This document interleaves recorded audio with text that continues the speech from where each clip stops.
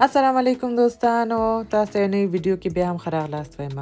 په دې ویډیو کې تاسو سره د KFC سټایل د چرګ وزرونو کباب جوړولو طریقه شریکوم او باوري یم که یو ځل مو دا جوړ کړ نو بار بار به یې جوړ کړئ ځکه چې بې حده خوندوره، مزهداره او کرسپي راځي.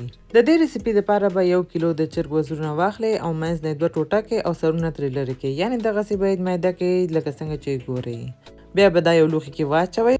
ورپسې به 2 غټې قاشوغې سپینه سرکه، 1 غټه قاشوغه لیمو، 1 غټه قاشوغه سویا ساس، 1 وړه قاشوغه مالګه، 1 وړه قاشوغه د هوږې پوډر، 1 وړه قاشوغه تور مرچ، نیمه وړه قاشوغه سور مرچ او نیمه وړه قاشوغه د پاپریکا پوډر هم پکې واچوئ او بیا به دا ټول مواد ښه صحیح سره مکس کړئ او دا غوښه په دې مسالو کې ښه صحیح پټه کړئ.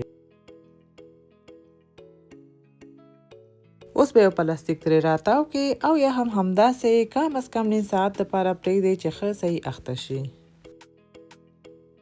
تر هغې به یو بل لوښي کې 1 پیاله اوړه، 1 وړه قاشوغه مالګه او 1 وړه قاشوغه د هوږې پوډر واچوئ او ښه یې سره ګډ کړئ.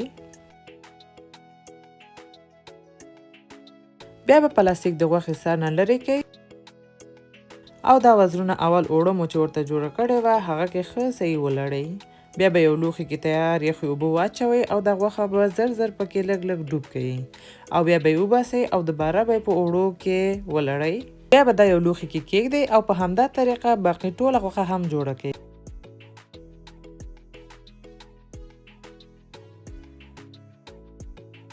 غوښه مو چې ټوله پکې ښه ولړله او دغسې جوړه شوه، بیا به یو کړاهي په منقل کیږدئ او غوړي به پکې واچوئ او پرېږدئ چې ګرم شي. غوړي باید کافي پکې واچوئ تر څو غوښه پکې ښه صحیح سره شي.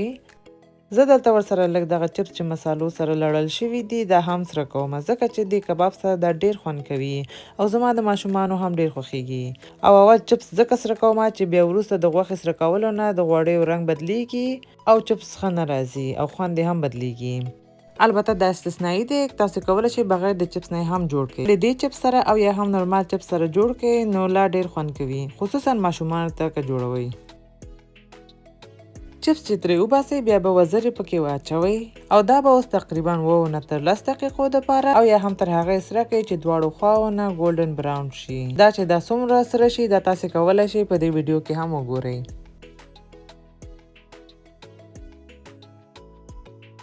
دوستانو د دې کباب جوړول ډیر وخت نه نیسي ولې نورمال د چرګ کباب نه ډیر خوندور راځي، نو حتما یو ځل جوړ کړئ او خوند ترې واخلئ.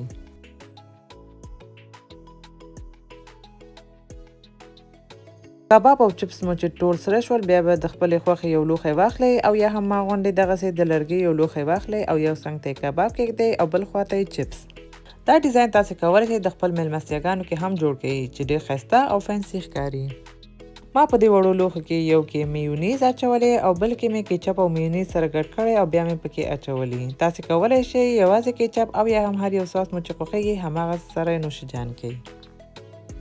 دوستانو دا وه د نن ورځې اسانه او خوندوره کرسپي چکن وینګز ریسیپي. هیله ده چې خوښه شوې مو وي. که مو خوښه شوې وي لایک او شیر یې کړئ او که زما چینل مو تر اوسه سبسکرایب کړی نه وي نو سبسکرایب هم کړئ.